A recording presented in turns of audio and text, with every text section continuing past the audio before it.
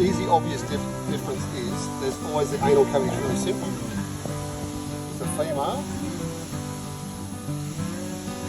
That's a male. Yep.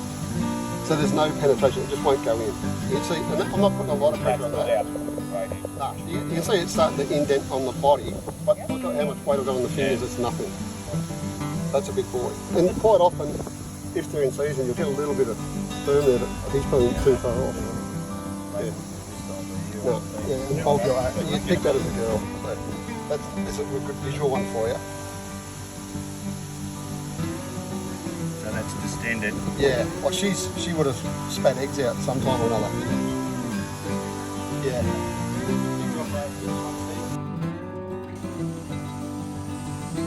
Little girl. Yeah, I'm not going to push any harder, but it's gone in. Yeah, just easy Yeah, out. it just falls in. Yeah, that's just the weight of that pushing that in. Yeah, I'm not.